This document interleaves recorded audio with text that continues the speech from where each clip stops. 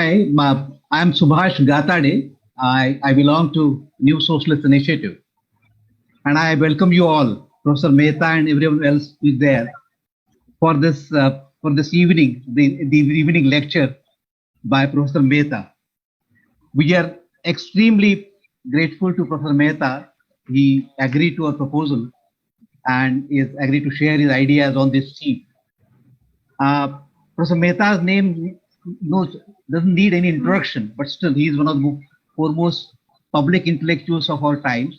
He has taught at leading institutions in the world. He has taught at Oxford, New York University, Jawaharlal Nehru University, and he was director of the think tank Center for Policy Research, and he was vice chancellor of Ashoka University for 2 years. And for more important for all of us who are gathered here, his role as a public intellectual, the manner in which is the speaking truth to power. I would like to read an extract of his speech which he made at his India Today conclave. Last year, the India Today conclave was held 2019 before the elections, and the way he exposed the present regime, it should be noted. His words were, "Last 5 years have been a mutilation of the Indian soul. They stand for everything that is un-Indian and against every promise that this democracy gave to each one of its citizens." And when I look at Professor Mehta's writing and speeches, it's really amazing. I was just talking to him about his Bangalore speech he delivered a year back on Hinduism. And there is much to learn about the philosophy of the Kosambi, Ambedkar, and Aurobindo Ghosh, the way he compared the philosophies of these great stalwarts. So everywhere. The Indians, and he's more known as a public intellectual. And we again thank him for coming to this lecture. A few words about this Democracy Dialogue series. We have started this Democracy Dialogue series basically to begin or join the conversation which is going on in the society about the fate of democracy. On the one hand, we find that the idea of democracy is getting popularized, is getting deepened. But simultaneously, we are finding that the undemocratic forces, fascist forces, authoritarian forces are coming to power using democratic means. So that has been our concern to initiate this Democracy Dialogue series. The first lecture, the inaugural lecture in series was given by Professor Suhas Palshikar, and I think he is also here. And this is the second lecture, and the idea is to have these lectures. We plan to invite scholars as well as activists regularly on regular basis. So there is one request to everyone that whosoever wants to have an update of the Democracy Dialogue series, please enter your email address as well as mobile number if possible in the chat box. And secondly, we will have a question and answer session also. So you please enter your questions in the chat box only. So I again thank Professor Mehta for this lecture, and please welcome Professor Mehta. Good evening, everyone. I mean, I feel guilty taking you away on a Sunday evening, but I think it's a testament to your commitment that all of you are gathered here. I'm deeply honored by this invitation from the New Socialist initiative, despite my best efforts to wriggle out of it. I think Raviji and Subhashji were so persuasive. So what I'll do today is talk, or rather ruminate about our present condition, try and take a sort of perhaps a 30,000 feet view of how we came to be in this political condition, where, as Subhashji said, the forces of authoritarianism and communalism and that conjunction seems to be quite ascendant just at the same time as democracy is deepening. But before I come to that, I just want to sort of make two caveats. One, this is a gathering of the new socialist initiative.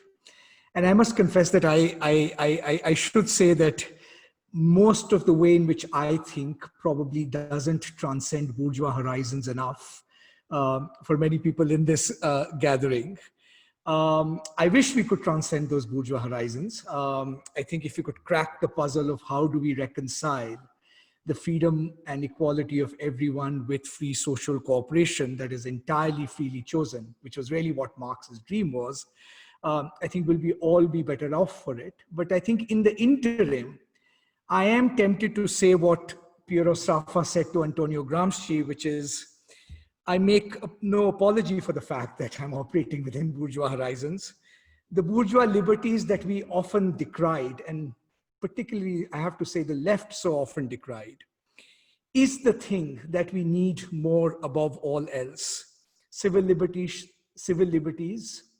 wide diffusion of property, checks against concentration of power, material resources that secure a modicum of independence and dignity to everybody, and leisure to be able to work to our own purposes and not to other people's purposes. And, this is the classic package of bourgeois liberty in some ways. We do have a common cause, which is that we are so short even of these bourgeois liberties that I think we can actually make a common front in advancing towards these goals. The second caveat I want to say, and it's a pity that it has to be sometimes said at all, I want to make clear that I think we need to, as a society, learn to make a little bit of a distinction between analysis and endorsement. I think what has happened to not just our political discourse, but I think sometimes even our academic discourse, that the war of positions, right? What is your position? Whose side are you on, right? The war of positions is in a sense crowded out the space for analysis. So for example, even any analysis that recognizes, let's say, the political strength of your opponent, that might acknowledge the fact that Mr. Modi is politically extraordinarily talented, might acknowledge the fact that while the BJP practices an extraordinary politics of exclusion, there is also a sense in which many hitherto excluded communities feel included by its politics, right? These are just facts of analysis, which I'll talk through. This analysis is often almost always seen as a kind of endorsement. And I think what has killed, in some senses, I think the democratic dialogue, right, is in some senses that lack of distance that we have from our own positions. I think we should make our positions very clear. I think we should make, in some senses, our values, very clear, right? I think there's no question about it, right? But there should be some space from going beyond simply articulating a position. Here is where I stand and I can do no other, because otherwise we actually don't learn from not just our opponent's strengths, but what our true predicament actually is. So I hope nobody will take my analysis as an endorsement. It is an attempt and a rumination to come to terms with what is it that we are facing.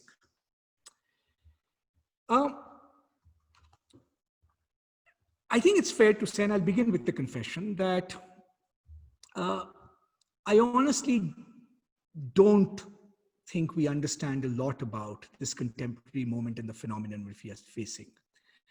We understand a few things. We understand the dangers it represents. To again go back to Subhashji's introduction, authoritarianism and communalism and the conjunction of those is clearly a looming danger manifested in state practice, party political practice day after day, right?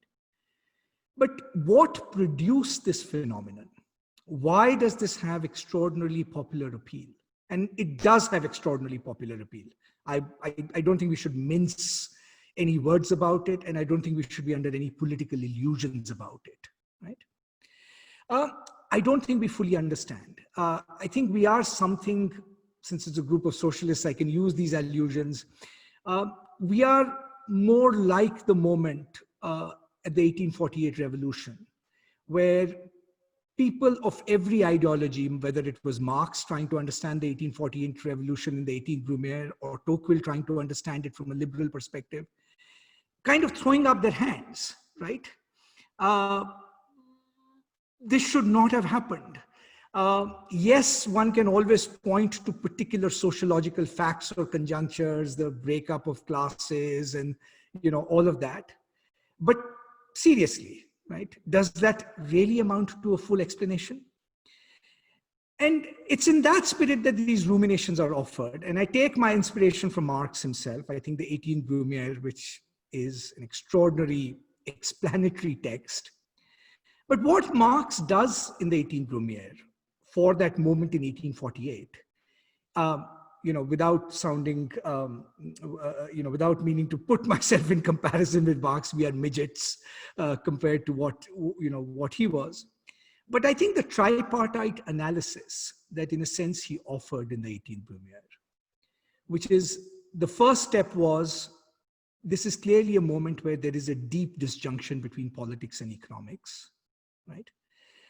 If you like, our politics is being shaped less by what's happening upstream in economics, more by what's happening upstream in culture, right? And Marx sought to, in some senses, deeply analyze this disjunction between economics and politics. This is what he called, in a sense, the politics of illusion, right? So my remarks will be divided into three parts. First, I will deal with this disjunction, right? What is happening in upstream account of our culture at this moment, the repertoires of memory that we draw on, the cultural references that we draw on, right? The kind of openness to a certain kind of cultural nihilism amongst India's elites, right? Which frankly doesn't itself have a base in economic analysis. The second part of the lecture is going to be, how is it the case that the conception of politics that we have at the moment has in some senses crowded out and completely dominated all other social cleavages that we took for granted in Indian society. So you might say it's the dissolution of the social by the political, right? And I think that's not a fact we fully grasped. I think in thinking about electoral strategies, the BJP has grasped that fact. And that will be the second part. And the third part, I will return to what, in a sense, the underlying economic contradiction is, right? That at least facilitates, if not fully explains, this current conjuncture. So part one first, right? We know we are in a transformative moment in our liberal democracy. We have a list of characteristics that describe this transformation. We call our democracy now majoritarian. Some call it autocratic legalistic, to use Kim Scheppel's phrase about Eastern Europe, right? But if you think about this particular regime, I think what strikes people and what makes it harder to understand is that it has a certain protean quality and elusiveness about it. If you want to put it provocatively, it can be democratic from 7 a.m. to 8 a.m. It can be oligarchic in the afternoon. It can be populist in the evening. And it can be brutally totalitarian at night, right? This proteanness, of course, the ability of this regime to deploy any mode of legitimation, right, itself presupposes a fantastic concentration of power. But I think it's worth reminding ourselves that this proteanness of this regime means that different segments of society experience this regime differently. Minorities might experience it in some senses as totalitarian, as exclusionary, as authoritarian. But there are large segments of our society who do not, in some senses, experience it that way. It can exclude, as I said, minorities amongst other things, but it can also, as I'll show in a few minutes, incorporate new constituencies and be a vehicle of empowerment for new voices that hitherto had considered themselves marginalized. It can be oligarchic, but it can also veer left very rapidly when it's convenient. It can speak the language both of progressiveness and reaction. And yes, it is a repressive regime, but we have to recognize its smartness. It doesn't generalize repression as a general rule. It's not resorted to mass arrests, for example, of the kind you had in the emergency, right? And therefore it can legitimately claim that when we say repression, we are like, raising a false alarm.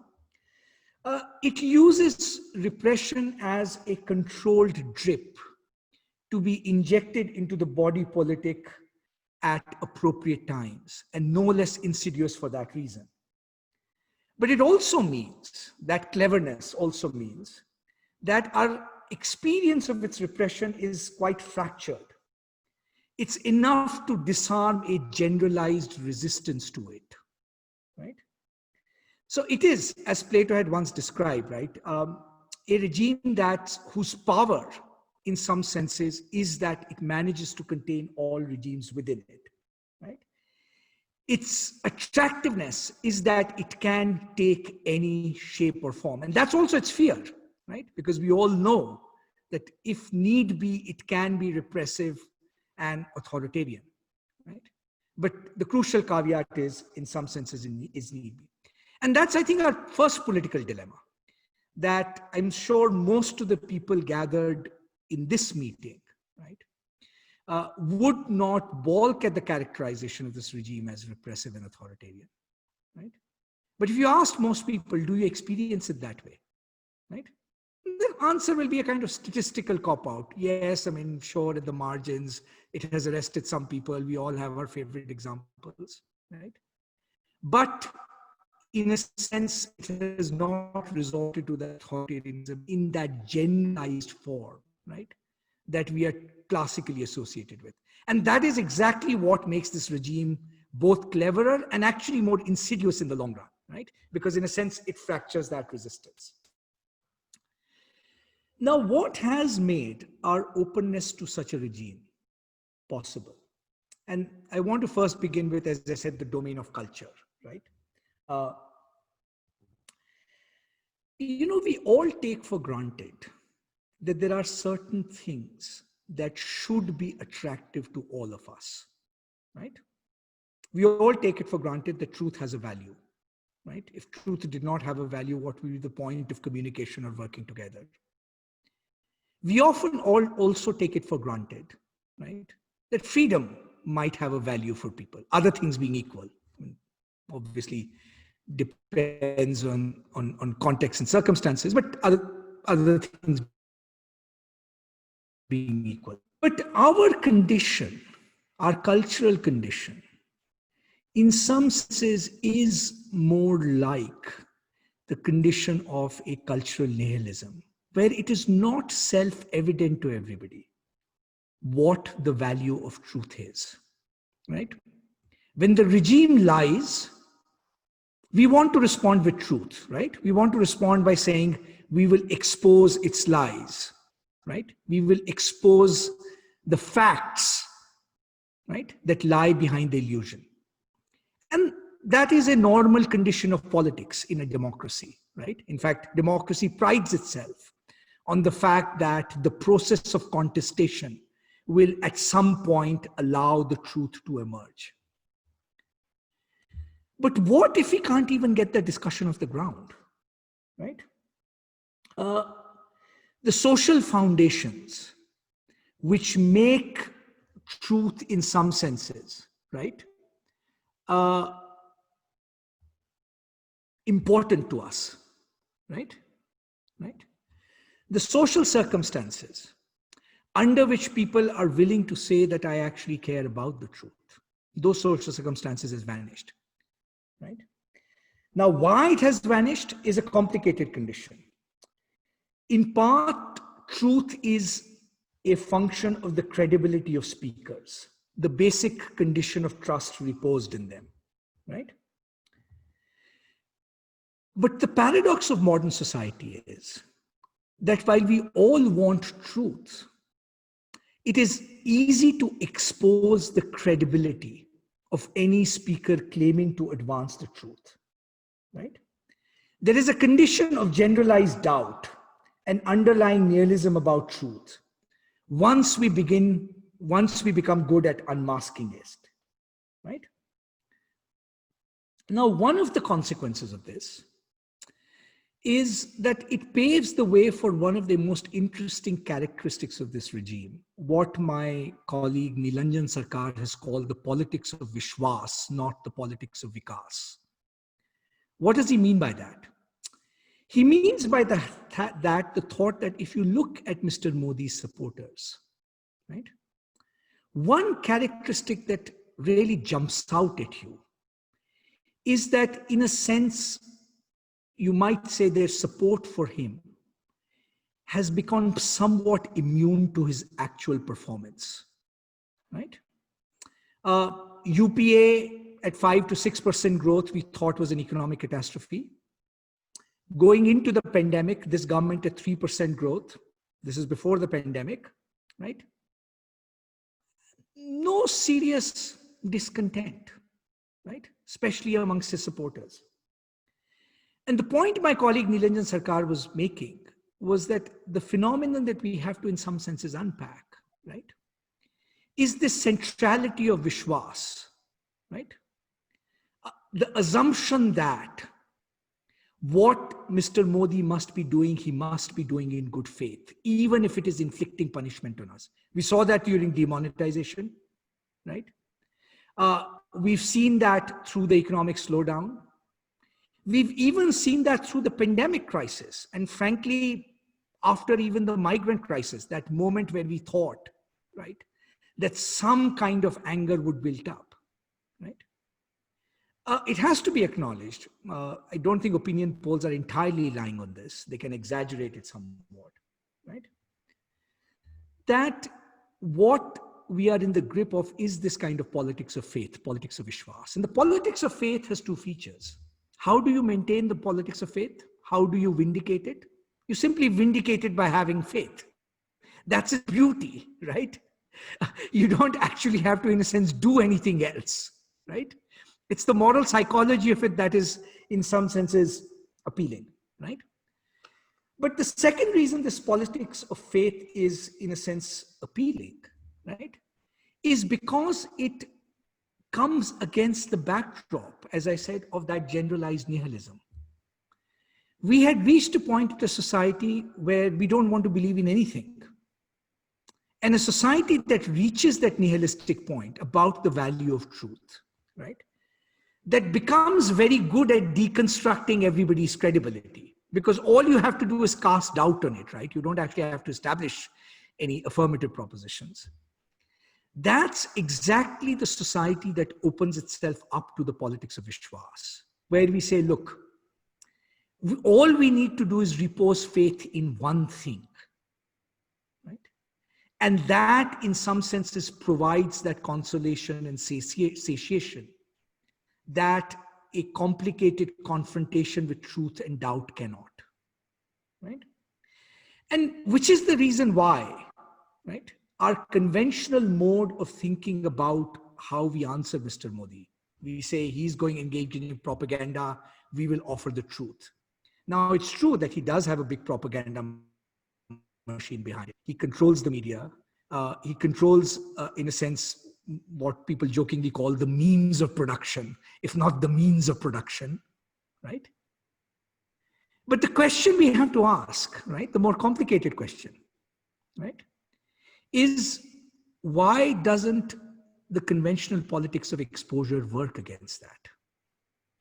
And in part, I would submit the reason is because truth is the function of credibility. It's not, in a sense, a function of the facts. So if you want to take up Mr. Modi in some senses, take on Mr. Modi, right? The challenge is not going to be confronting his lies with facts, which is what we need to continue to do, right? The challenge will be saying that the purveyor of these facts, and they are facts, right, have a credibility that at least is as worthy of reposing Vishwas in, right? As in a sense we do with Mr. Modi, right? Okay. So that's one proposition, one condition of nihilism, right? That our own skepticism about truth has devoured us to the point, right? That the only resolution in life we can have is a simple idea of Vishwas. At least we believe in something. The second point, in a sense, I want to make is, and that's also a kind of cultural condition in some ways, which reinforces the politics of Vishwas, is there was a certain kind of impatience with, and you might say we were fed up with, what we thought were the normal routines of politics. If you asked most people, what do you associate politics with, right? Most people would give an answer, well, politics is a bunch of politicians catering after their self-interest. They try and, cater to particular constituencies if it suits their self-interest. You might say there was a kind of pragmatic materiality about politics, right? Okay. But one of the downsides of that pragmatic materiality, right, which is really what politics had become in some senses, right, the alternative to Mr. Modi in some ways, right, is that most people in some senses don't feel elevated by it. Okay? And which is why, in a sense, we hold normal politics in contempt in some ways, right? This, again, paradox. We all want democracy. We love democracy. What we don't like is politicians, right? Now, Now, the alternative to that, you might say, look, there is another alternative politics available. That's not the politics of venial self-interest. That's not the politics, right, catering to short-term narrow materiality, right? That's not the politics of building political coalitions through patronage. There is, you might call it, genuinely social democratic politics, right? The genuinely social democratic politics would be all of us coming together as free and equal citizens at different levels of social existence to actually solve collective problems, right? And to solve collective problems in ways in which our individuality and dignity is recognized. Now, the structure of Indian politics, for a variety of reasons, in a sense, made the second option very hard to realize and achieve. And we can talk about that in question and answer, right? Was it too centralized? We do not have local self-government, which is absolutely necessary to creating sites of social democracy, right? And so what the BJP offered in its place, right, was a peculiar kind of politics, which says, we will allow you to participate in a larger collective project, that fantasy of a larger collective project, but in a way that is costless for everybody. For elites, that's what nationalism does. It's a participation in the fantasy of a project that is above our own interest, without having to either sacrifice anything or without having to actually change anything, right? Okay. And for the poor and marginalized, what Mr. Modi offers is a recognition of their agency without having to actually empower them, right? Whenever he says, 130 crore Bhartiya, right? Whenever he said in demonetization, I'm counting on your sacrifice, and he continually plays on that theme, we can cynically scoff at it, right? We can say, look, I mean, there goes another Jumla, right? But if you look at the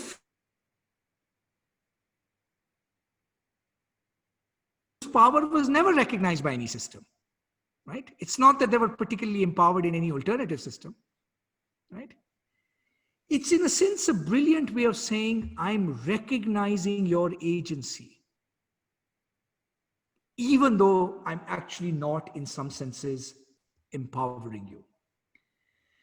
And the kind of nationalism that he propagates, its attractiveness is that vicarious appeal, right? That caters to our imagination, right? It says, I will lift you up from your daily humdrum existence, even oppressive existence, right? Without actually having to empower you. And the way most people see the alternative is lack of empowerment without any lack of recognition versus a continual lack of empowerment, but at least a certain kind of semiotic recognition of their political agency. Okay? I mean, I do think there is something to this psychological, psychological story, right? The last and final thing I think about this cultural moment that I want to emphasize before going into the actual politics and economics of it, right, is the way in which this politics appeals to India's elite. Post the crisis of 2009, the financial crisis of 2009 and economic crisis of 2009, one of the things that happened to India's elites, right, was that the narrative that we had internalized post 1991, which had elements of truth to it, right, that India's reform process was on track, that whatever India's faults, right, the fact that we could achieve 8% growth and a modicum of expansion of welfare. I know it's very tiny, it's very limited, right? But the possibility that we could remake our world with a new social contract, which is the productive side of the economy delivers 8% growth, which translates into roughly 16 to 18% secular growth in government revenues, which is then funding available for the expansion of rights, particularly welfare and so forth. You know, that was in a sense the UPA contract. That contract came crashing down in 2009 on both fronts. It came crashing down in 2009 because we realized that the 8% growth that we had taken for granted, right, was a little bit of a mirage. It was produced by a very particular conjunction of global economic conditions, right? Particularly global growth and the growth of China. We thought that was in a sense going to be our permanent condition, right? And that dream came crashing down in 2009. Correspondingly, what also came crashing down in 2009, right, was the other side of that social contract, which we always betray, but at least we'd hoped we'd improve upon, that somehow the welfare state would expand enough to support all those people who had been left behind by that growth to participate as productive agents in this economy. Now, both sides of Indian society, in a sense, begin to feel helpless, right? We thought we had the social contract. We lived off it for 10 years. It was a contract of immense optimism. I think, you know, let's not forget what optimism UPA 1 had generated. And frankly, it was also a social contract of some tangible results, right? But we now suddenly find ourselves powerless. What is the new economic model that replaces this one, in some senses, that failed, right? This is a very difficult question to answer. It's a very difficult question to answer, not in terms of theory. It's a very difficult question to answer in terms of what are the forms of collective action that make a new economic model a possibility. The advantage of what UPA 1 did, right, was that it actually did not require a huge deal of effort on our part. It did not require the massive building of state capacity. It actually did not even require radically restructuring Indian industry, business, productive enterprise. It actually did not even require radical redistribution. From a political point of view, that was a strength, right? It was an easy thing to do. But from a long-term point of view, in a sense, it revealed its limitations very quickly. Now, when a democratic public feels that its capacities for world making have declined, right? Its elites become fearful and insecure about their own legitimacy, right? And when they are insecure about their own legitimacy, right? Why are they insecure about their own legitimacy?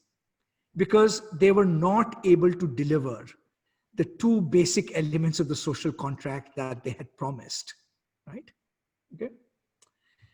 Then you open up the space for a politics of resentment, right? Where you say, look, how can we acknowledge our own failures, right? We can't with a straight face acknowledge them, because that would delegitimize the basic structure of a society as we understand it, right? What we in a sense begin to do is tell stories about that failure. It requires exteriorizing that failure onto something else other than our own agency. And Marx's brilliant insight in the 18th Brumaire, and this is the last theoretical point, I promise I'll just get practical in a second. Marx's brilliant insight in the 18th Brumaire was that most people understand that there is a gap between reality and the stories that we tell ourselves, right? There is a gap between promise and performance, fantasy and reality, right? But one of Mr. Modi's geniuses is that he comes, political genius, he comes and says, you know, look, there's always been this gap between promise and reality, right? There's always been this gap between fantasy and reality. What I will do for you is close this gap, not by closing the gap between fantasy and reality, but by, in a sense, playing the politics of fantasy and illusion all the way down. In some senses, what he does is he grasps the deeper truth that most people, right? It's not that people are deluded. Even Mr. Modi's supporters at one level fully well understand this gap between performance and reality. But they're willing to say, you know what? We are happy with this performance itself. And that was Marx's point about Louis Napoleon. He said, what Louis Napoleon offered was the theater, right? That theater was ennobling in its own way. And most people are convinced at this point is that all politics is theater. All politics is theater. Why? Because we've always broken those promises, right? We've always, in a sense, betrayed those promises. Here is a leader who comes and says, you know what? Let me make the breaking and betrayal of a promise the politics itself. That's the sense in which he appears to be more truthful, right? I'll just tell you another story. It's all stories all the way down anyway. But what makes his story so powerful is that he implicates us in it, right? The leader gratifies us by promising us collective release. He makes us participate in his creation in some sense, right? Which is why he doesn't offer a definitive positive program, right? What he offers is the possibility of being everything to everyone, right? As Theodor Adorno, one of the great theorists of fascism, once says, he says, a leader who wants to be loved in this way can love only if he himself does not love anybody, right? Because to love is to commit, right? To love is, into some senses, say, right, that you will deliver something, right? And what Mr. Modi does is that he makes us, in a sense, complicit in his own greatness, right? He is both our leader and us, because we have, in some senses, chosen to repose faith in him. So now let's get a little bit down to earth. Sorry for this kind of long theoretical digression, but I do think there is something deeper psychologically at work at this moment that we need to pay attention to. Now, I said the second part, and this will be quicker because it's something that's more practical,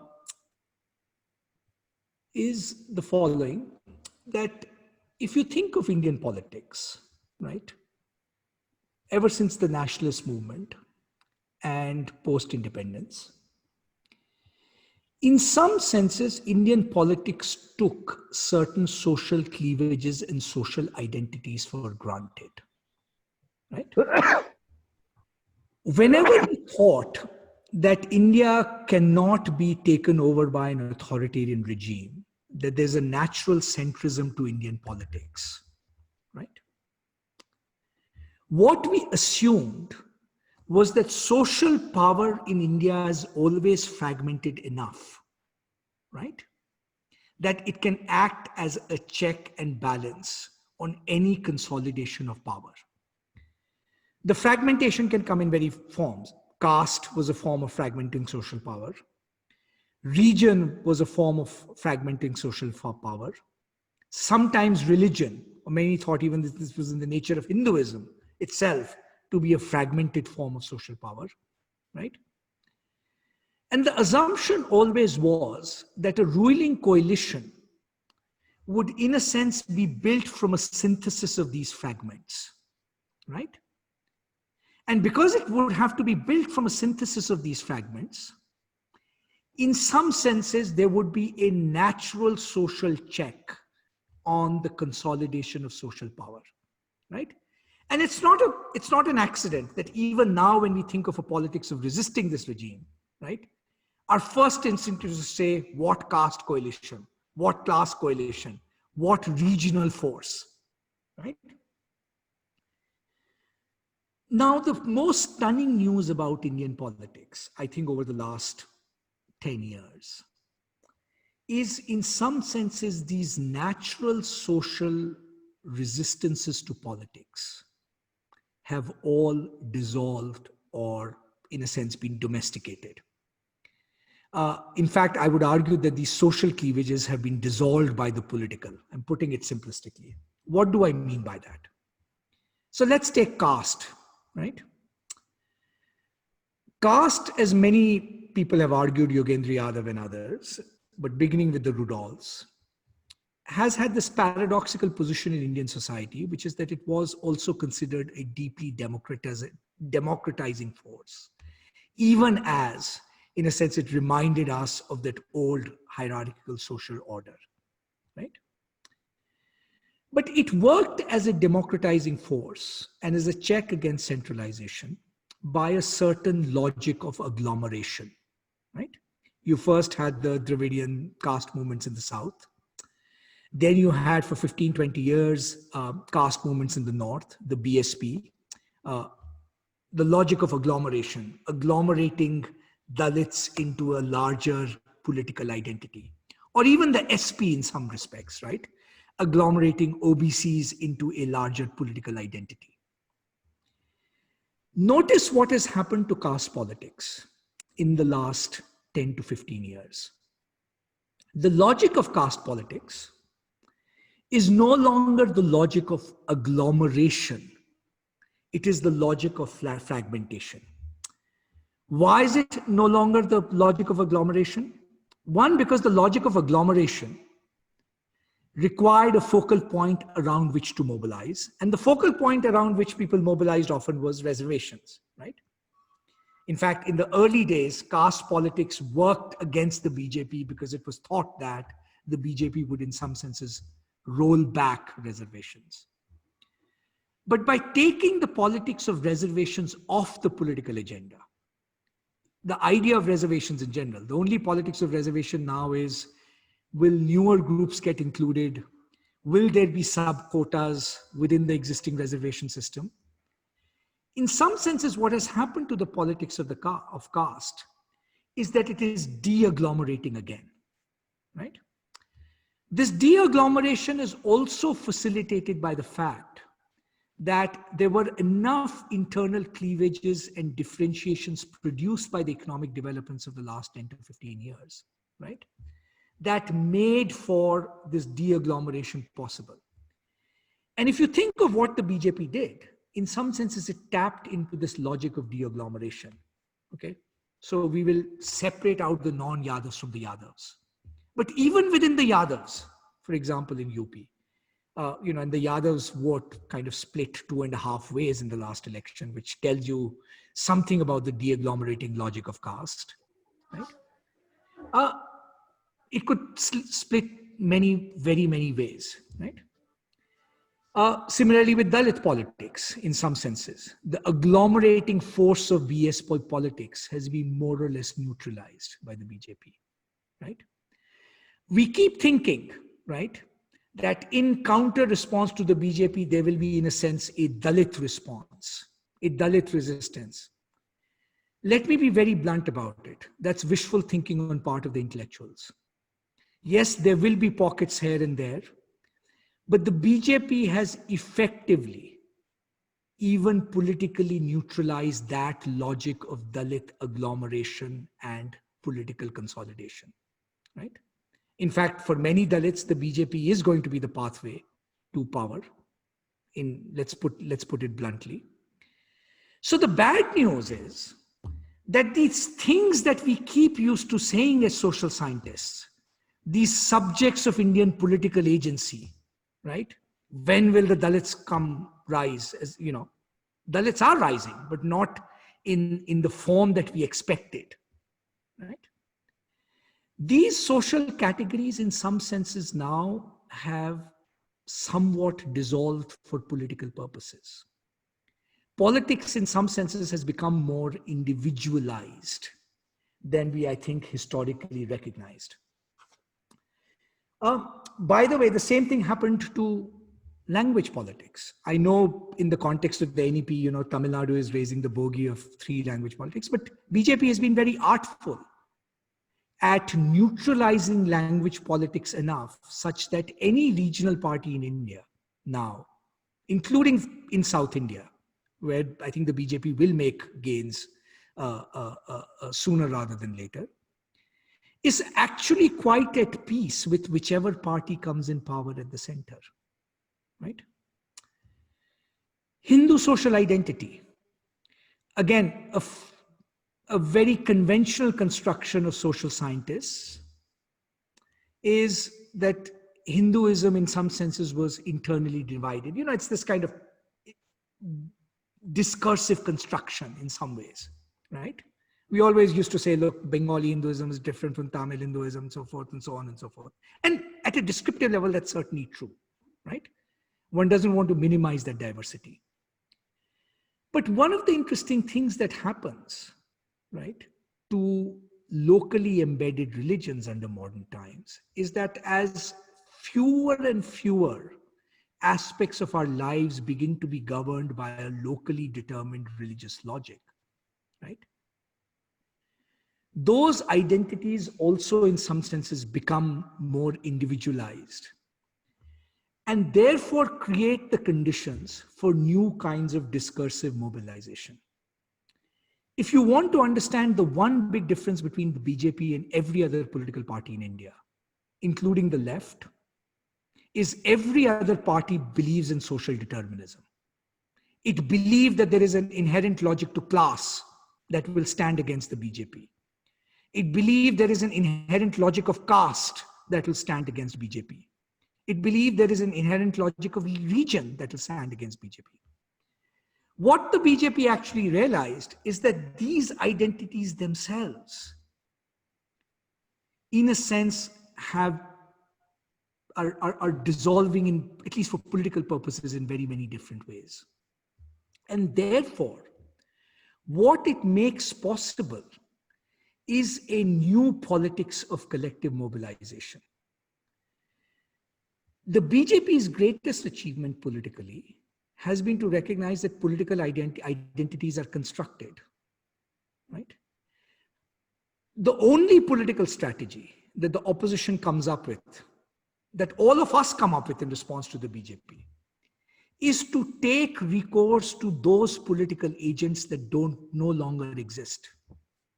There isn't a Yadav vote, at least not in the way that we understood it anymore. There isn't a Dalit vote, not in the way we understood it anymore, right? As many of you know, that happened to class a long time ago, right? If you look at class categories that could provide that fragmentation of power, which were very active in the 1970s, the student movement, the labor movement, the agrarian movement, right? One of the things you'll notice there is that even those class categories, in a sense, have been displaced by political categories. There is no student movement in India. There is ABVP, there is NSUI, there is SFI. There is no farmers movement in India, or rather, even when farmers mobilize around a particular focal point, like MSP or something, it's very easy for the state to neutralize it, right? So we are operating in a strange political world where one political party, the BJP, understands that new political identities will have to be created through forms of social mobilization and new discursive articulations. And it had the means to do it. It had a nationwide organization like the RSS, which has, in a sense, been doing that upstream work of discursive articulation of a new culture for the last 30, 40, 50 years. And in some senses, the fruits are being born now, right? Because for exogenous forces, all the other forms of resistance to it, in a sense, are beginning to dissolve. And so what this means for the future of Indian politics is that any challenger to the BJP, any challenger to Mr. Modi, if you are counting on a default construction of caste and class alliances, you are actually going to be engaging in a politics of illusion that's even deeper than any illusions that Mr. Modi promises, right? What this means is also that Indian elections are now effectively much more nationalized and presidentialized. But what that means is that the collective action that an opposition party would require to enter this contest is that much more higher, right? The larger the scale at which you have to operate, right, the more, in a sense, the collective action challenges. And I think that's really the challenge all oppositions is facing right now. Last and finally, I'll just on this particular point, I'd also like to point out two other interesting phenomena that have created the groundwork for the BJP. A minute ago, I said the BJP, for the most part, neutralized language politics, right? Most of South India is not particularly concerned. Tamil Nadu is, but I think it'll be easily resolvable, right? There is, however, one region where language politics actually plays a deep unstated role, and that is in the Hindi heartland. The reason for this is very particular. Hindi has this very peculiar place in our political imagination, which is that if somebody politically owns it, of course, it sets up a chain reaction in the rest of the country, and rightly so, right? Okay. The Hindi-speaking world is the only world where, in a sense, the vernacular feels completely marginalized by elite circles of discourse. It doesn't happen with regional languages as much, in part because they were also connected to strong regional identities, right? In Tamil Nadu's elites does not want to distance itself from ordinary Tamils because they also want to participate in the Tamil ethnos. Same is true of Bengali, same is true of Malayalam, right? Now, the Hindi-speaking world, in some senses, I think has a very peculiar politics of resentiment, because it is the one cultural world that, in a sense, feels doubly marginalized. Now, paradoxically, right, you might say, look, they have a big state like Uttar Pradesh, they have a big state like Bihar, right? Okay, Rajasthan, Madhya Pradesh, right? And one of the big drivers of the BJP's victory in North India and its continued consolidated hold on North India is the fact that the politics of Hindi resentment, Hindi's local marginalization, right, runs very deep and runs across political parties. Now, this is a simple fact no opposition party recognizes. Just to take a quotidian fact, Congress party cannot mobilize 5 effective Hindi-speaking leaders in North India who could mesmerize a crowd for more than 20 minutes, right? Okay.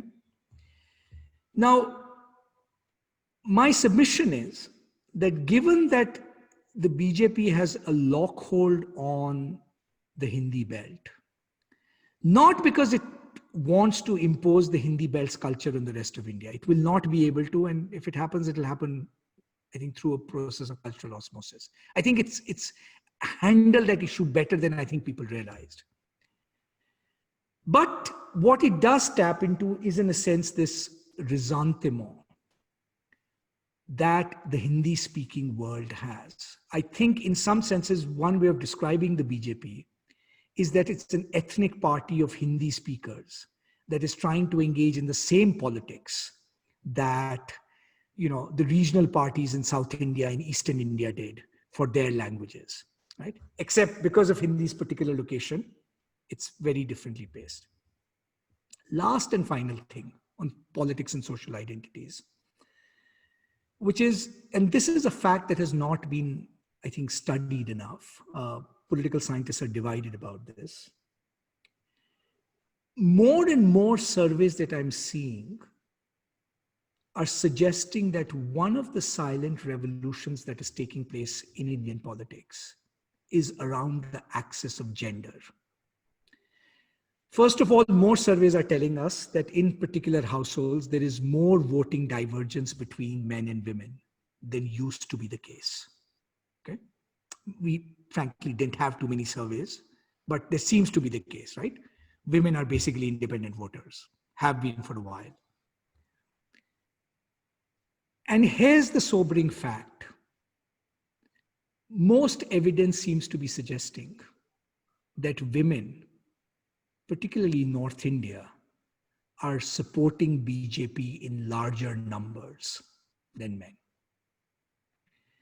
Now, why is this of interest to us? One, I think it behooves all the progressive parties to ask this question. Why does a party like the BJP manage to occupy even the discursive space on gender, as the Prime Minister actually managed to do even on 15th August, right?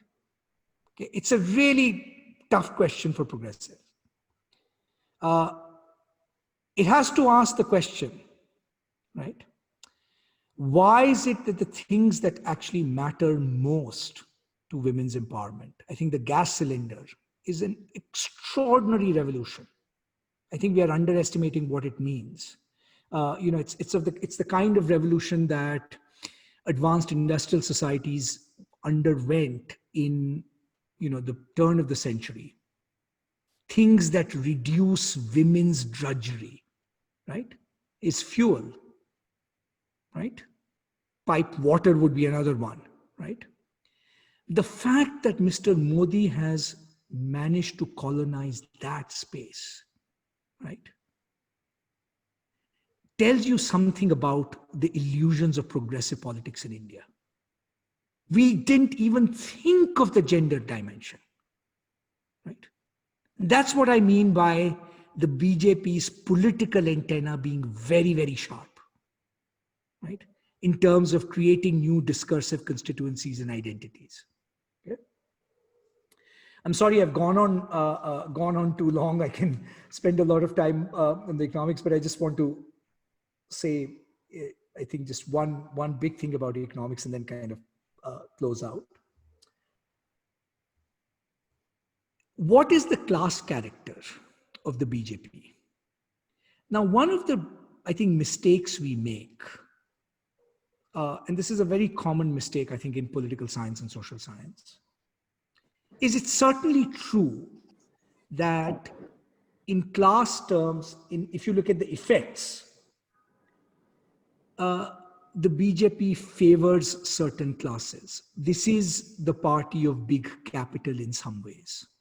And as you see, the concentration of big capital is going to only grow, except now it will wear a nationalist garb. We will justify the concentration of big capital around 6 or 7 players, right? By saying that we are building national champions.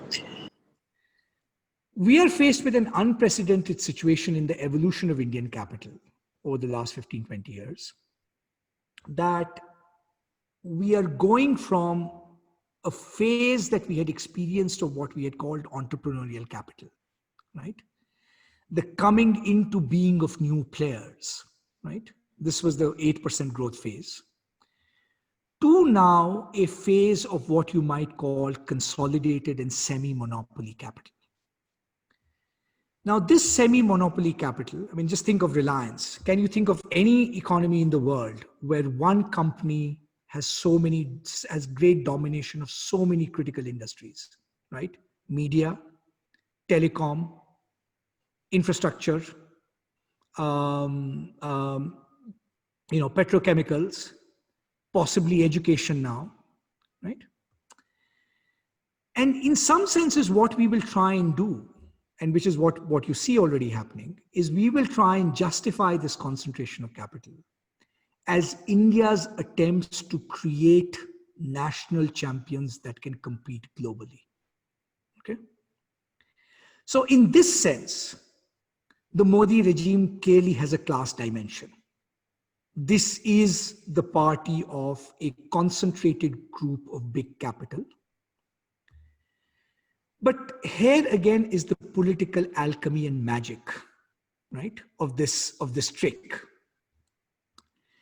which is by favoring a few capitalists, Mr. Modi can present himself both as, right, simultaneously as the agency cleaning up the corrupt act of Indian capital, right, which is what the previous regime bequeathed to us, even as it concentrates power in some senses in a few hands, right?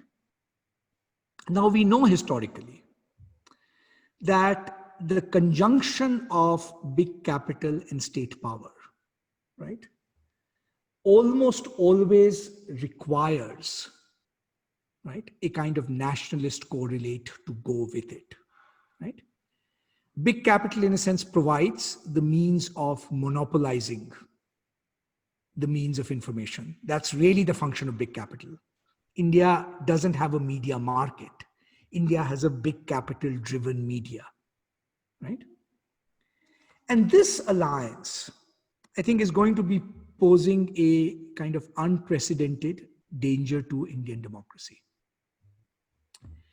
So to conclude and sum up, I think the cultural conditions of nihilism, right, where there is a deep skepticism about truth that easily turns into its opposite, the politics of Vishwas, the fragmentation of social identities, right, in ways that become available for a new and discursive mobilization. And the only, frankly, is Hindu nationalism. Because what it does is it promises people saying, look, you can convert this atomization of Indian society that you are experiencing into a larger and collective purpose. Now that larger and collective purpose cannot deliver the economic transformation you want. That larger and collective purpose will not even deliver the social transformation to you that you want. But what it does deliver, as I said, it makes us complicit in the making and unmaking of a particular leader and nationalism, right? But to feed that machine of that larger discursive construction, you constantly require an enemy, right? How do you explain the fact construction of Hindu nationalism. It can only be because you are in some senses the enemy. And unfortunately, as we always know, nationalism others are two groups. Either they are minorities, because we are now benchmarking nationalism, or they are anybody who basically dares to question this unity as an accomplished fact, right? So those of us who, for example, would want to say that Indian society is a negotiation of differences and so forth, right? And it's not an accident that Hindu nationalism will consistently require a pipeline of, right, these others to, in some senses, symbolize its own discursive success. So I'm afraid we are in for the long haul. We are in for the long haul because what challenging Mr. Modi will not require now, or we cannot rely on the naturalness of fragmentation of power in Indian society to check him. What it will require is a mobilization machine of the kind that he has created in the RSS, in the BJP as a political party, right? In the nexus between state and capital that sustains both of these. And that is a tall order for any political formation to meet at this point. Sorry, I've gone on too long, but and it's not an upbeat lesson, but you know, I thought it's best to sort of share these distant ruminations, about the conditions that make the BJP possible.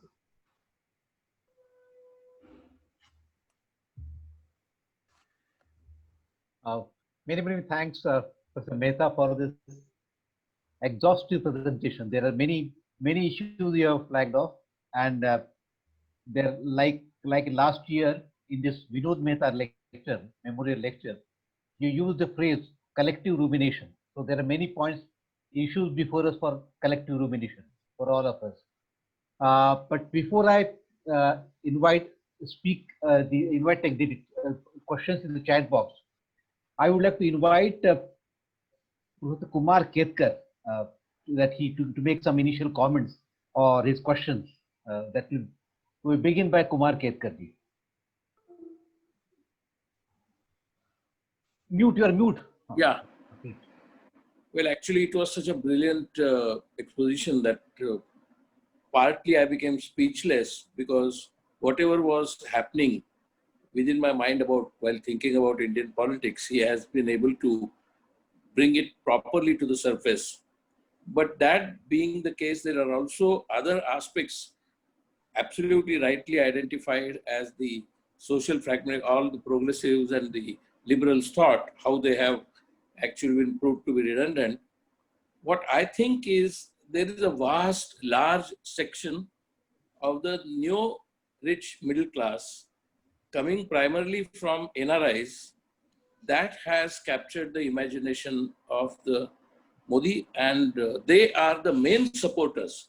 The new middle class is the main supporter, and new middle class is a creation of globalization, privatization, and liberalization.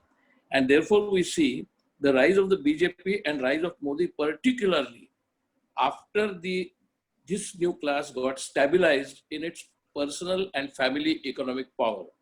That's why we find more and more people in the middle class here or abroad supporting Modi, because they consider, sort of like in chess, analogy of chess, they have castled and they want to protect the whatever wealth or whatever privileges or whatever the interests they have been able to create and protect them. And Modi and the BJP protects exactly that middle class, and that middle class further percolates down the image and the fantasy about which Mr. Mehta talked brilliantly. So I think that fantasy is sustained by this middle class, and this middle class is transferring that fantasy to the other classes and other castes, which are supposed to be lower castes and lower classes.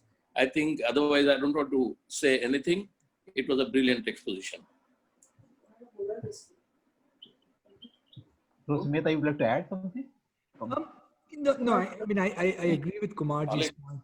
I think the role of the middle classes in particular, and it's in some senses a twin role. I mean, one, of course, as beneficiaries of globalization and liberalization. I think the middle class also has a particular, I think, challenge about thinking of their religious identities, partly because these become more abstract to them. And as they become more abstract, they become available for transformation into a kind of ethnic identity in some ways, the ethnicization of Hinduism. The only, I think, note of caution, and I think this, I'm agnostic on this. I mean, I'd love to hear from other people on this, which is, I actually do think that the BJP's appeal is more than beyond the middle class, and that in some senses, I think groups outside the middle class, I don't think it's just a model that, it's true that the middle class is the purveyor of these fantasies, and because it controls, in a sense, the means of cultural articulation in some ways disproportionately, it has a disproportionate effect on, in a sense, what gets disseminated. But I actually do think that there are autonomous dynamics at work that make the BJP attractive in some senses to constituencies outside the middle class as well. And one of the reasons for that, I think, is in a sense performative, that the credibility of the old system, right? I mean, in some senses, I think most people now see the contest between either it's this or some status quo. And let's face it, the status quo was not as threatening as this authoritarianism as communalism is, certainly. I do not want to equate the two. But they did not see that status quo as empowering either, in some ways. And I think that's given Mr. Modi some space for this politics of Vishwas, that, give me 15 years, I will do better than what the Congress did in 70 years or something. Ravi Sinha, my friend and comrade, I think, Ravi, would you say something? Ravi? Oh, he's not there. There are many questions have come up.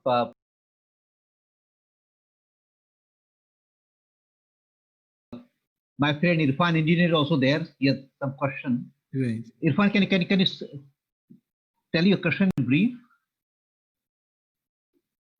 You're mute. Unmute yourself. Yeah, no, it was an observation, and I wonder how Professor Mehta will react to it. I entirely agree on what you have said, and it's a brilliant exposition. It enables us to think. But I also wanted to add, the whole thing is built also on victimology of Hindus, historically as well as present, that they are terrorists at present. In the past, they destroyed our temples, so on and so forth. This is perhaps in addition to what you said, without disagreeing with anything that you said, and also they are posing as if we are a stronger, robust nationalism, that we can take on the neighbors. We are the answer to Pakistan or any strong neighbor. Congress was mollycoddling and, because of vote bank politics or whatever. But this idea of strong and strength has some mesmerizing effect on the weakest, the most marginalized. They look for power and protection. And so, your reaction to this?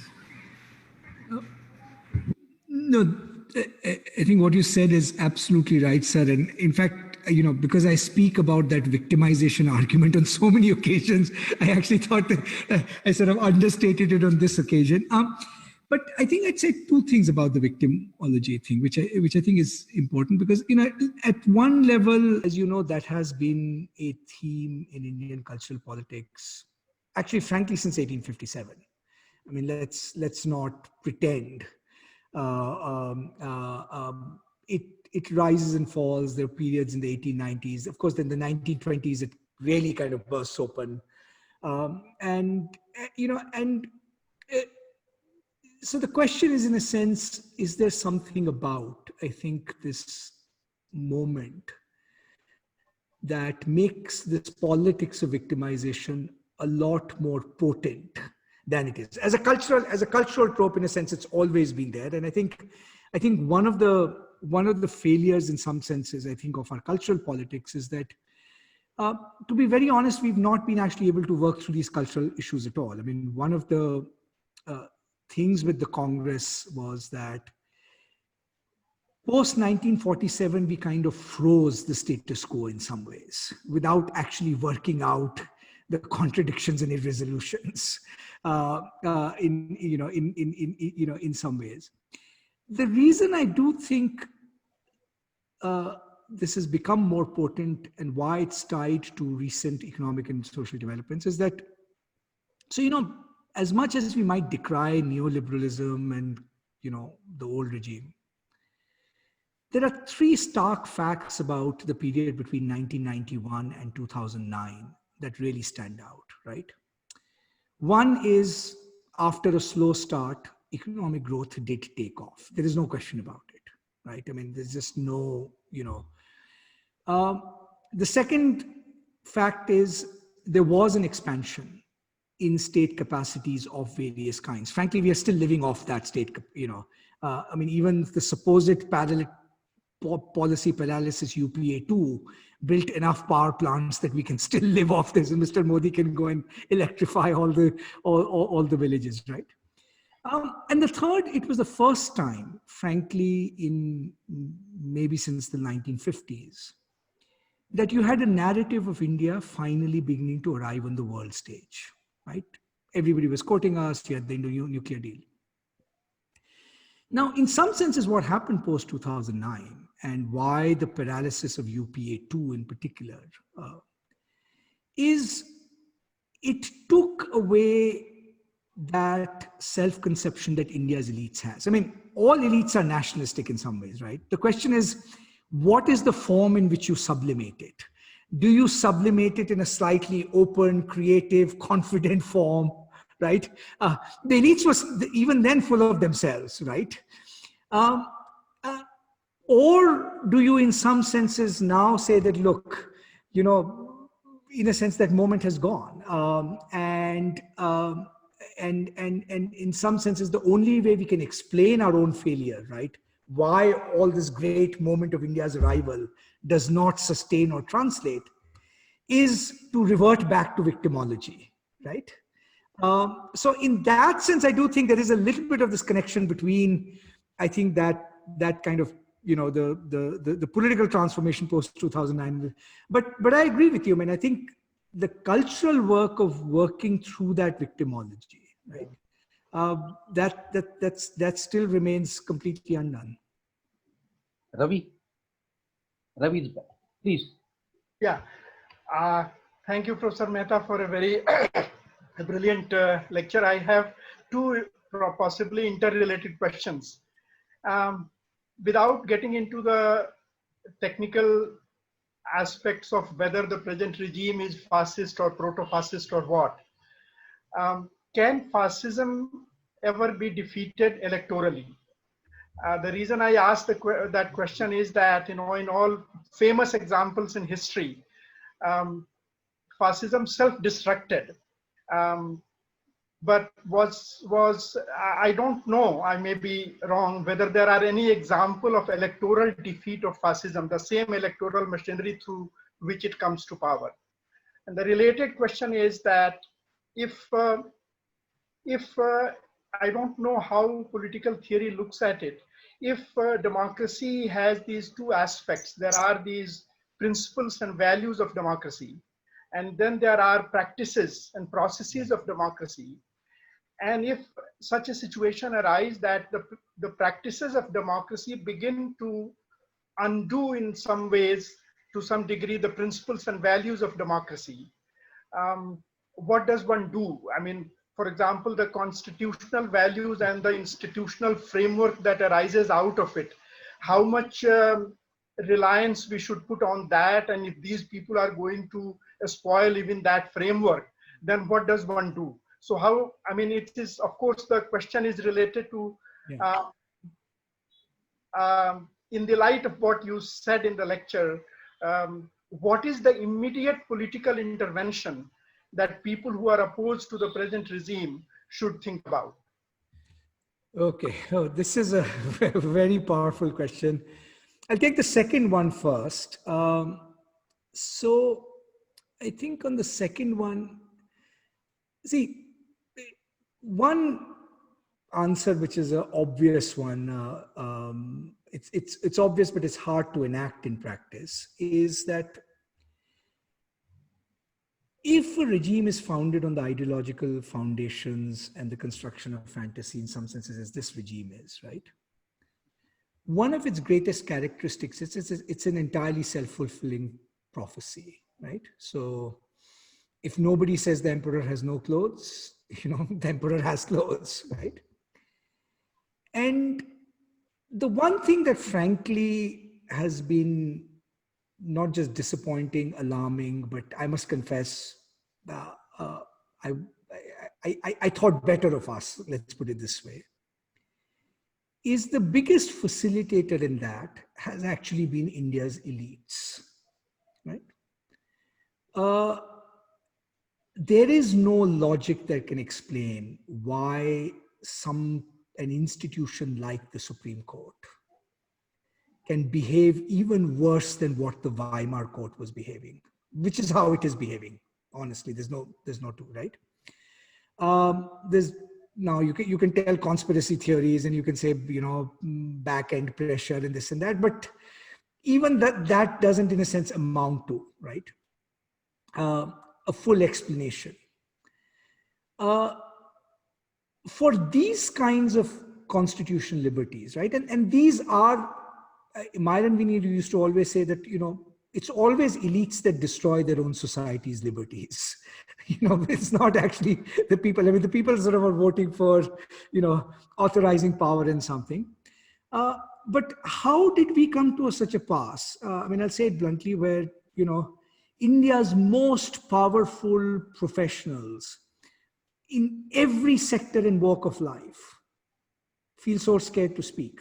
I'm actually beginning to feel it's because they're true believers, to be honest, which is they see through the illusion. They can acknowledge the fact that, this regime is not performing well, right? But there is something about that vicarious satisfaction and vishwas that they want to, in a sense, hold on to. So the first act is that we need to fix elite politics. I mean, in some senses, and frankly, the reason I'm emphasizing elite politics is because these are our brothers, our families, our parents, our cousins. I mean, and I think there's a kind of, I must confess, family conversations do become more difficult these days in these polarized times. But I think there is a kind of taciturn way in which we are too socially accepting, right? Of, I think, what are fundamental moral transgressions. I mean, look, obviously you don't want to be morally judgmental, right? So that's one obvious place to begin. And I think there it is beginning to happen. I think the generational divide, for example, I think particularly in elite middle. So I think middle class teenagers, I think, are in a slightly different place, I think, than their parents are. So I think that's I think one place to, in some senses, I think, begin. The second thing, I think, which is, is, I think we have to be, in a sense, brutally honest with the political alternatives. Now, it's true that, I mean, I think one of the challenges of the Congress party, for example, at this point is there's always an assumption that, look, if you're tied with the BJP, you will come and vote for us anyway, right? But there's not them really build any kind of positive allegiance at all, right? I mean, with what straight face can we criticize the BJP when the Congress cannot even get a succession in order? There are people who are even willing to perhaps even give money actually to political parties who don't know who to give it to. I'll be very honest with you. I mean, these quotidian things of political mobilization, right? The Sam, Dam, Dand, Ved that Amit Shah is actually very good at, right? I think we have to think in those crudely political terms, I think, in some senses a lot more. The third and final, that's where initiatives like yours are actually really important, is, going back in a sense to the marginalized, particularly, I think, Dalits and OBCs, right? The honest truth is India's elites have zero credibility with them. And rightly so, right? I mean, we might have espoused all radical values in theory. Our social practices and the structures of power that we created, right, still marginalized and excluded them, right? The fact of the matter is Congress was a Brahminical party in its conduct, right? Now, and what has happened is, in a sense, that the mantle of social transformation and outreach has almost entirely now been occupied by the RSS in its own way. I mean, we can all crib about the fact that they're also not genuine. There's a hegemonic dimension here. But the fact of the matter is, it's the only organization that's there. And we know in politics and in social reform, half the trick is being there, right? Either on the center or on the left, right? And the center and the left have to work together in this case.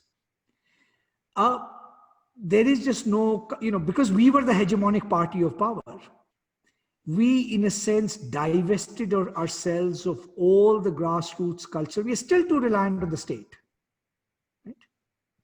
And so we have to actually do what the RSS is doing. Create a cadre of social outreach that's credible, and that is not looking at the next election. Its function is not the next election. Its function is, in a sense, to create an alternative discursive formation, but with credibility. I mean, the problem is right now, if all of us just go in the field and say, we believe in egalitarianism, people will look at us and say, what? I mean, they won't even believe that we are committed to education, for example, right? And that's where you do need a generational shift. I mean, that's where I do think the fact that the existing structure of power is the only status quo ante that's the visible face. I mean, you cannot do this with Mr. Chidambaram and Mr. Kapil Sibal. You cannot. Right? So, in that sense, we have to turn away from our old regime and not cling on to it like, sort of straws in the wind.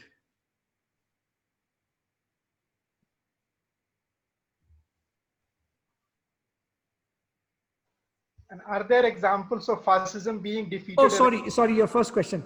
So, look, you're absolutely right? I mean, historically and fortunately, I mean, not fortunately, even fascism can be very destructive, even for very short periods in power, right?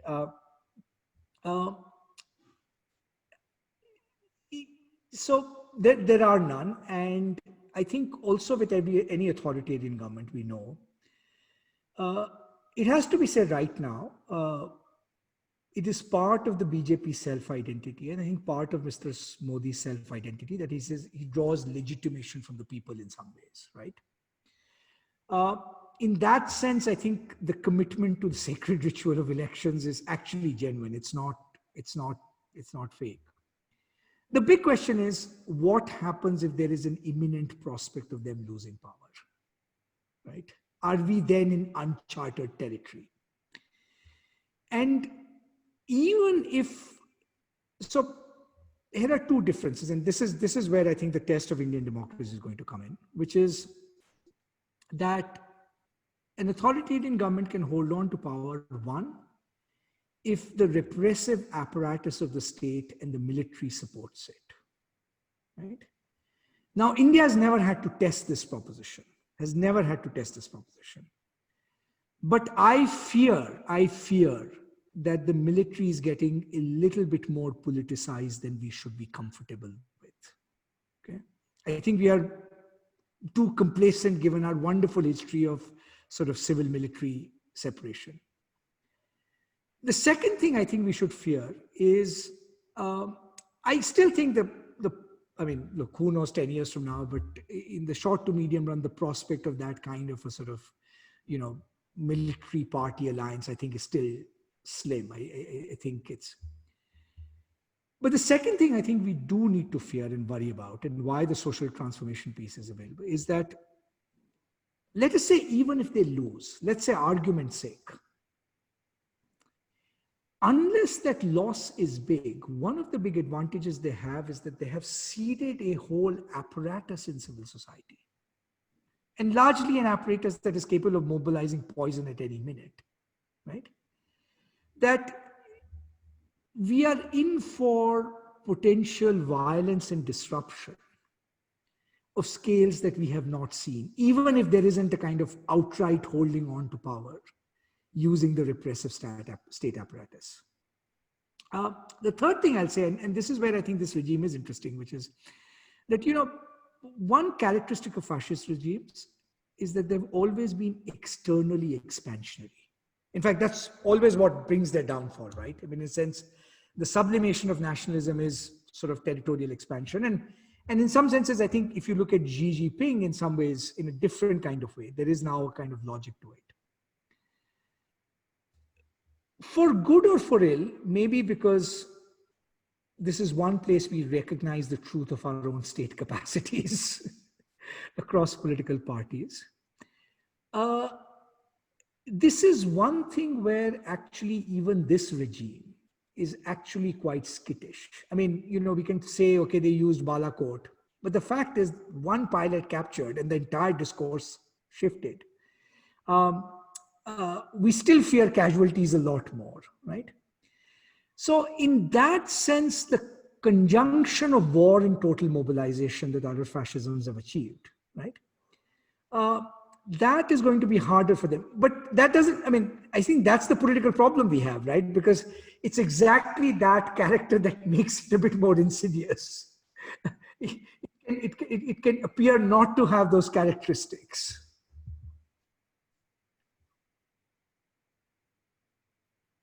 There is a question, Professor Mehta, whether India is at the threshold of the structuring of the state into a full-scale authoritarian regime. Right. That is the question. No, so look, at one level, the answer to that question is yes. I say it now too often. There are a couple of people in this audience who've heard it many times, but I cannot tell you what the Constitution of India is today. I honestly cannot. So we are in that authoritarian space, right?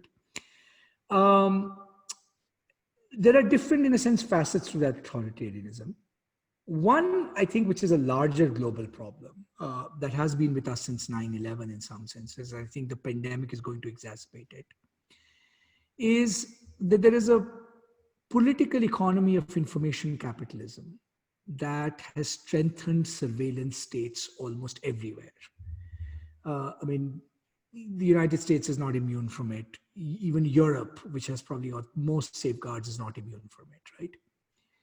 So even prior to this regime, the preconditions of creating a kind of surveillance state where citizens become transparent to the government while government becomes less transparent to citizens, right? I think those preconditions were in some senses growing, right? The second sense in which I think it's clearly in a sense an authoritarian state, which is that it's a state that can mobilize civil society action, right? Not just in the form of social media trolls, but a whole variety of other civil society actors against people who, in some senses, deviate from the official ideology. Now, as I said, they're being clever about it. I mean, this is not a generalized state of repression and emergency. What they will do is periodically give you reminders that they can actually do what they can do. Now, the advantage of the strategy is that it's enough to have a chilling effect on a large number of people. But the advantage is that statistically, it still looks minor. You know, you'll say maybe they put 10 intellectuals in jail, right? You know, as they are wont to say, there's an occasional episode of lynching, right? So one of the cleverness of this regimes is that it can use current forms and constitutional forms. It just has to put them aside. It doesn't have to, in a sense, subvert them. It doesn't have to even officially change them, right? And that's, I think, one of the reasons why you're not seeing that generalized fear and resistance to it. Because people sort of still think, I mean, maybe this affects a few people, it's not going to affect us, right? So it's an authoritarian regime, and a very, very clever one, mind you. I think, you know, we should not underestimate that. Divesh Kumar wants to know why even the pockets of protest and resistance have not galvanized into movements when disparities are widening day by day. And there has not been any mass movement since a decade. So that's a very good question. And, you know, people keep, so I think there's three things here. One, as I said, look, you know, to create a mass movement, you first need a natural locus of mobilization, where in a sense, you know, because collective action is hard, particularly if you're trying to get individuals together, qua individuals. And if individuals have in some senses conflicted identities or contradictory interests, right? You might say, I'm suffering as a farmer, but I'm gaining as a consumer, or something like that, right? So given, and if you look at successful protest movements in India, right? They've often, in a sense, relied on those natural locus of political agency, right? So if you want a Gujar agitation tomorrow, you can have one in Rajasthan, right? In certain circumstances, you know, you could have particular forms of caste agitation, right? Farmers' agitations you've been having, but with a particular logic that because they're focused on particular kinds of demands, not on structural transformation, it's actually very easy for the state to co-opt them, right? I mean, if the farmers get upset tomorrow that fertilizer prices are too high or MSP is too low, there'll be an agitation, there'll be the kind of rallies you had in Mumbai, but the government can easily, in some senses, co-opt it, right? So in that sense, right, and because in a sense, all of these natural categories, students, for example, right? The student community is divided. I mean, there is no student community. It's, as I said, we spend more of our time worrying about ABVP than we worrying about the state, right? The percolation of party politics down to, in a sense, the panchayat level. I mean, I can now see why Gandhiji was a bit suspicious of party politics at panchayat level, because what it does is, in a sense, it already tears apart what would have been other forms of natural solidarity, right? So the conditions under which you can create collective action have become very difficult. Now, the only one recent example we saw was the CAA, right? Or I know people are skeptical of it, but I think the anti-corruption movement did have legs in it, right? But look at the particular conditions which created those movements, right? They're not your classic social agency movements. They require high degrees of elite cooperation, right? And one of the things elites fear, while they may acknowledge the injustice that is meted out to migrant workers, the last thing anybody in Indian elites want is actually an agitation of migrant workers, right? So I think there's just the pragmatics of the collective action challenges of creating social and political movements that I think are you know, in a sense quite, you know, I think quite formidable. And I don't think we've come up with a grammar and an organizational form that has adjusted to these new realities in some ways. The second, of course, is there's no question there is the repressive apparatus of the state, right? I mean, it's if you impose Section 144, if there are no places to congregate, Authoritarian regimes across, not authoritarians, frankly, this was perfected by democratic regimes as well. They have learned to use standard provisions of law to actually make it, in a sense, harder to protest. Because one of the things about people coming together is that you need, in a sense, a visible articulation and personification of protest, right? If in our hearts we might feel agitated, that's neither here nor there. And the modern state has legal repertoires that actually make it really, really hard, right? And again, on these legal repertoires, they're all party consensus, by the way. I mean, the Congress is as comfortable with these legal repertoires as the BJP is, right? So I think, I think in that sense, I think it is and the last and final thing I'd say is that,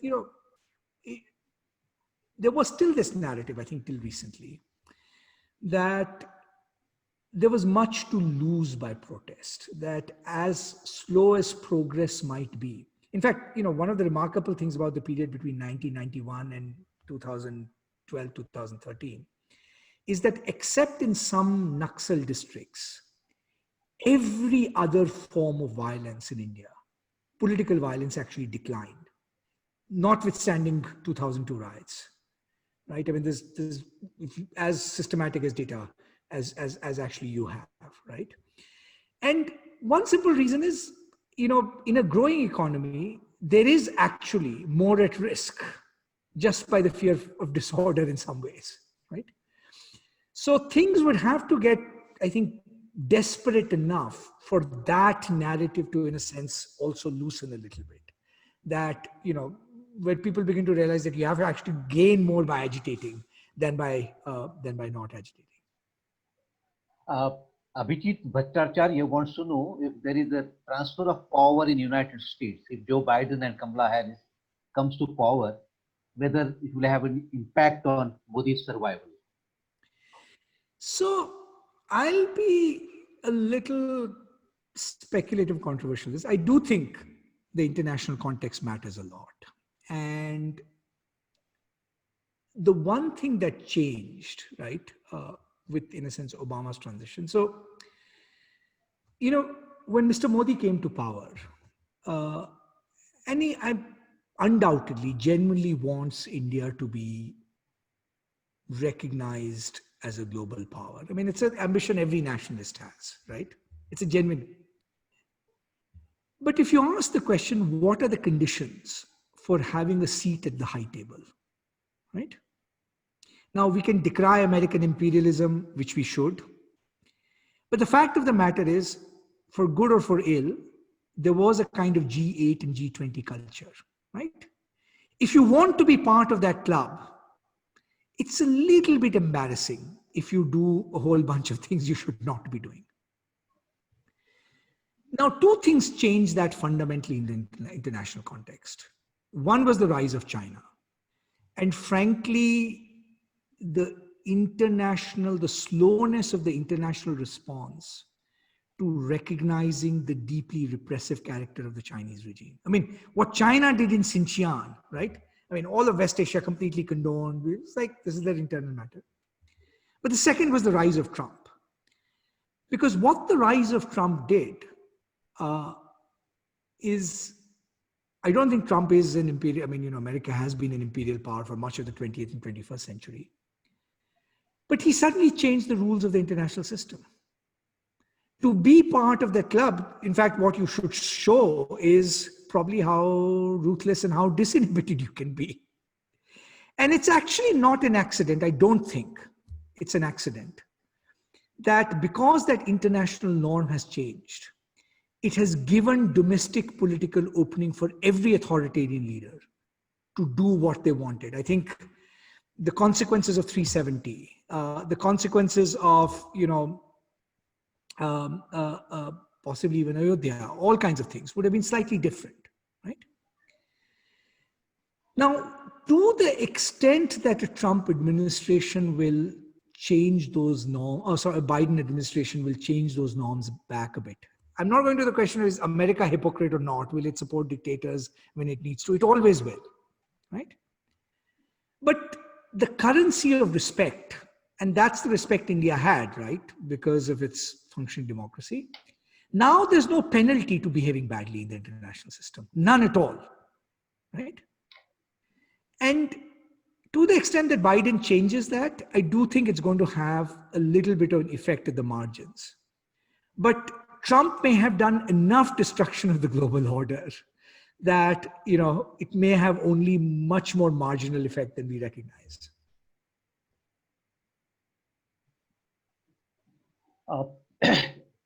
Vinod Mumbai from New York is in this discussion, and he wants to ask you something. I request him to raise his question, ask his question.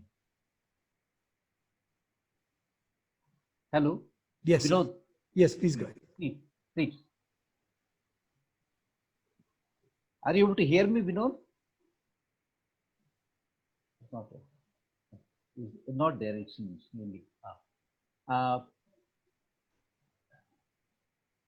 What's one sec?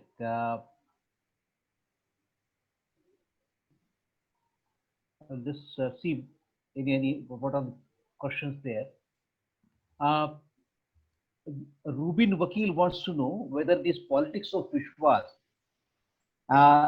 is getting strengthened because there is lack of alternative.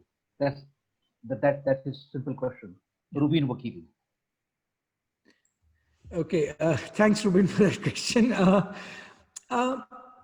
So let me give sort of two answers. One, just as a kind of empirical fact, I do think it's not weakening, contrary to sort of, you know, whatever our expectations might be. But it's not weakening for, I think, one particular reason, that when you are engaged in this terrain of politics of Vishwas, right?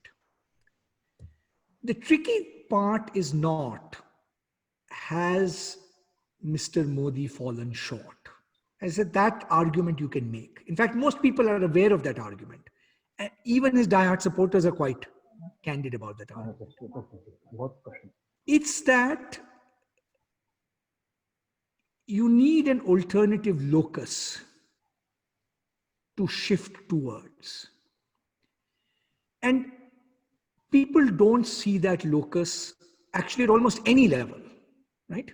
Now you could say, look, this is a self-fulfilling prophecy. They're not giving the opposition enough credit because they have Vishwas. It's true, there's an element of that. But I think if you think about it objectively, there is something to that critique, right? Which is that in order for you to be an alternative locus, are there certain minimum preconditions? A, you should look at least serious about yourself, right? And to that extent, I think if a party or an entity were to come up, I think the space for that dissipating fast is there, right? And you often find this in India, right? I mean, it's kind of under the surface bubble, and the minute there's a switch, right?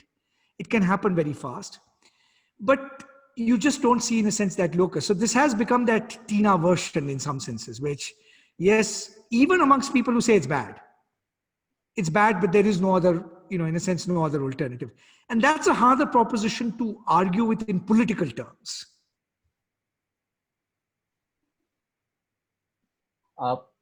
Before I raise one question which has been in the chat box, we're getting many questions on the Facebook also. Yes. We are not able to take it. Sorry.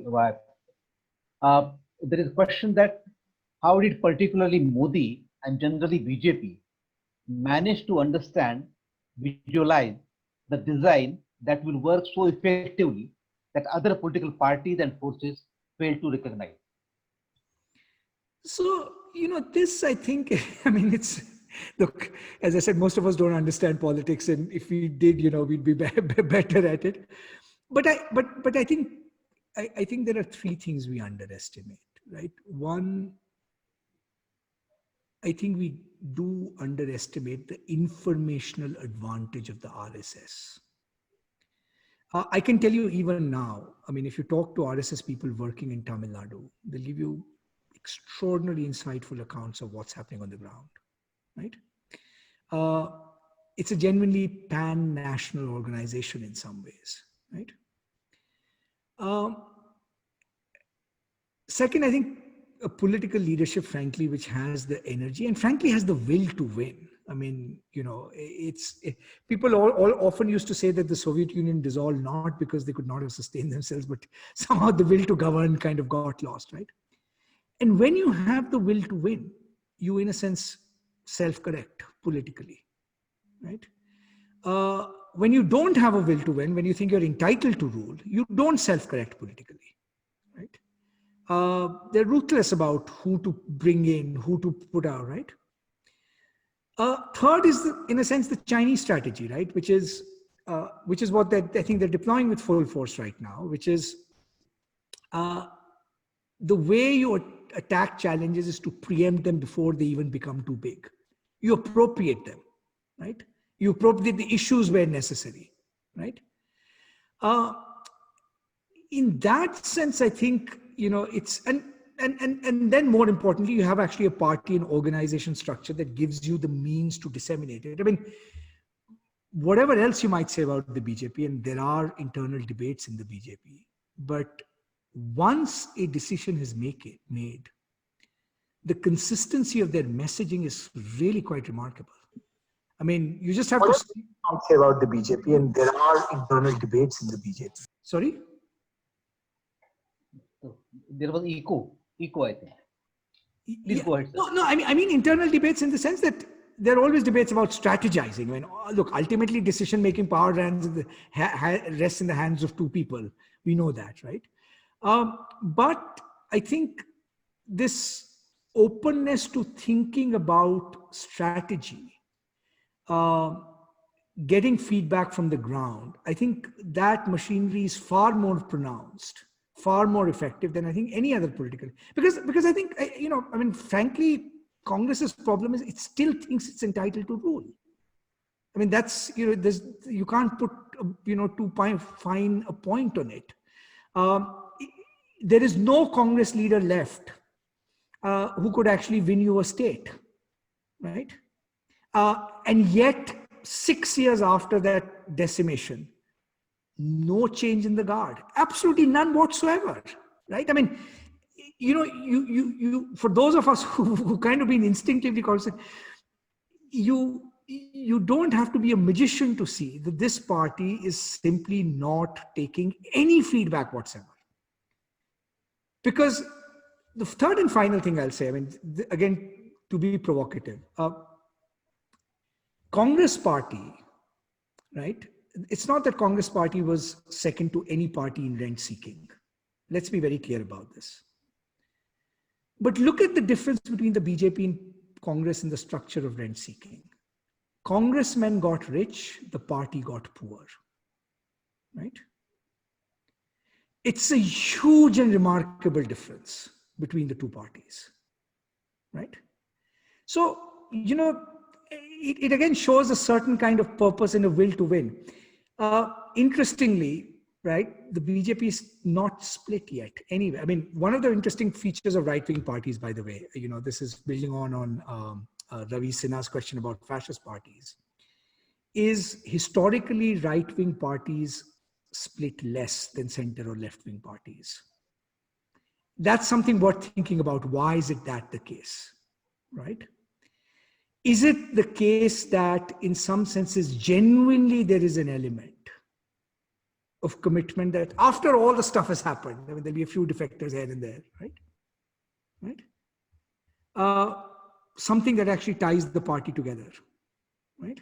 And this is going to be a big challenge because if you look at parties that self-destruct, including the Congress, right? Moments of crisis, 67, right? 70s, VP Singh, Rajiv Gandhi, right?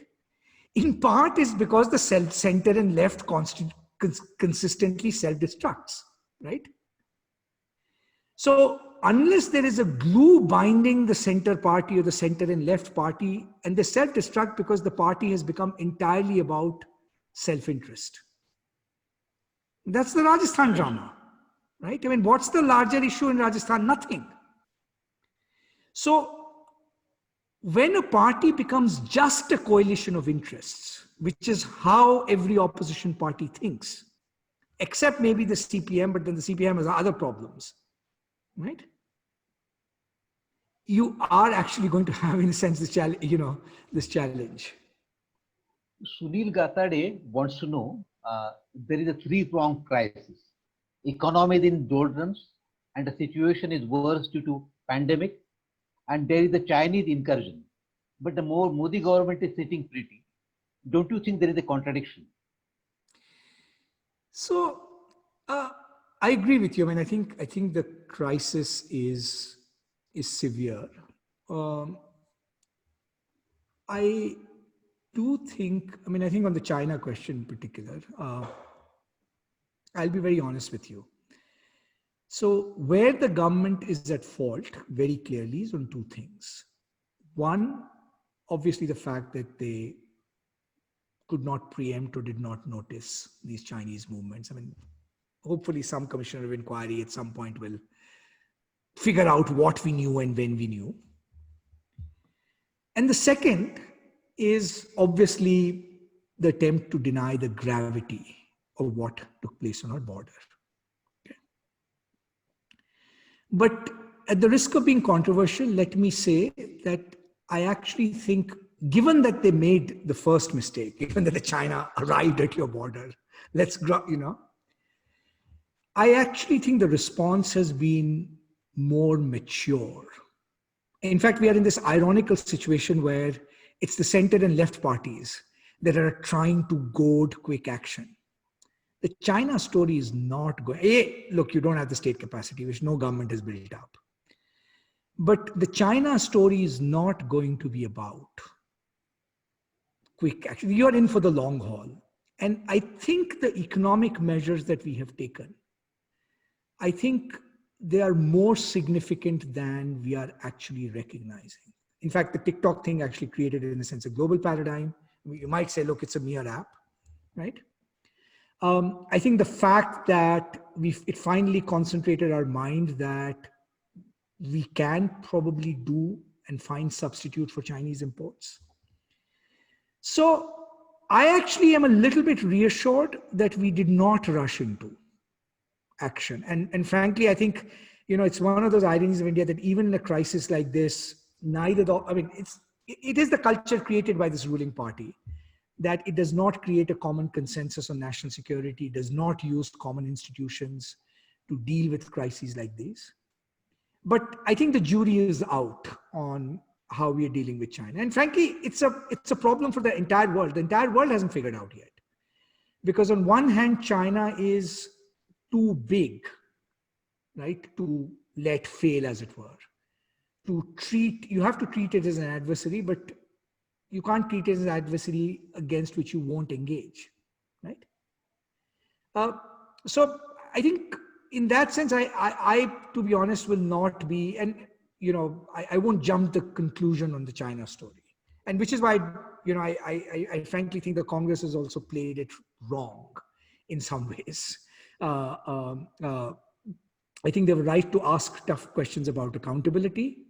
But there are forums they could have insisted in which it should have been done. Why do we have Parliament select committees on defense? There are more mature ways of doing it.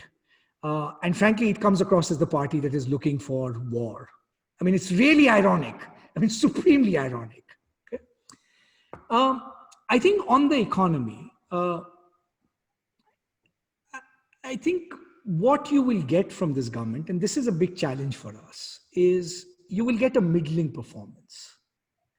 You won't get a total catastrophe or a total collapse. I think that much capacity and wherewithal they'll have, right? And there's a bunch of stuff they've kind of done. The core problem they are stuck with, right, which is in some senses the root, is the crisis in the banking system. And if you want to see a accumulated example of how plutocratic the Indian financial system was, this is it. Now, they were remiss, they were late in recognizing the gravity of the problem, to be very honest. I think for the first 3 years, this government was more or less in denial.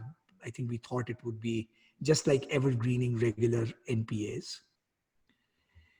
And what every government will tell you, right, that fixing a broken financial sector the way ours is broken is, in a sense, a very delicate job. I mean, if you try to fix it all at once, the whole thing collapses, right?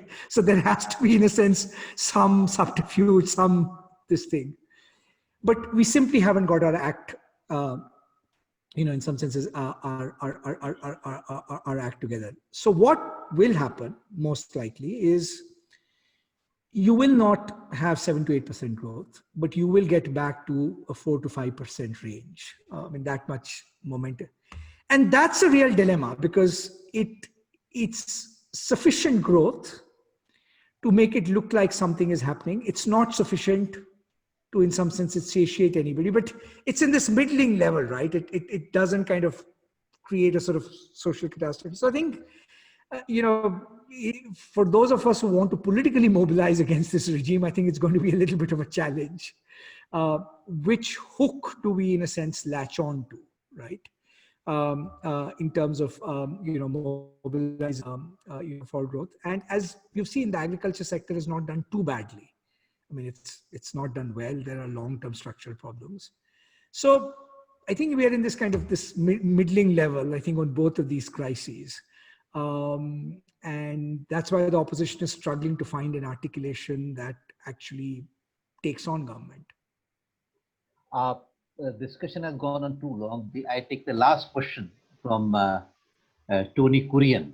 Tony Kurian wants to know what will be the impact of a left-wing populism? Does that sort of populism has any future in India as alternative politics? That is the last question. I mean, so, well, we can go into a long digression on the left and populism. I think there's two things, right? I mean, in a sense, to be honest, populism is always a product of cronyism. Which is to say that in a cronyist system, you need to, in a sense, compensate for economic legitimacy by creating populist coalitions. There's a Chinese, actually, political philosopher, or to quote a Chinese, but he's actually a dissident in China as well. So, we should take him seriously, called Qin Hui, one of their most gifted economic historians as well. And he has this wonderful line, and that's maybe the thought to end with, which is, it says that, look, what societies need at the moment is two different movements.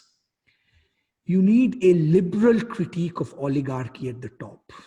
Don't make liberal a bad word in politics, and don't make it a bad word also in at least the productive side of economics, because liberal is anti-oligarchy in some ways. I mean, don't forget, Adam Smith wrote The Wealth of Nations to protect the state against oligarchs. Okay? So you need a liberal critique of oligarchy at the top, and you need a social democratic critique of populism at the bottom, right? Those are the two things you need in tandem. And unfortunately, our left parties will provide you neither. Many, many thanks, Professor Mehta, for this excellent presentation and the discussion which followed. I thank all the participants also the discussion. Please, if you please send your email ID, and you can subscribe to our Facebook page if you want to get updates of the Democracy Dialogue series further. Once again, I thank Professor Mehta. We'll meet. Thank you. Thank you so much.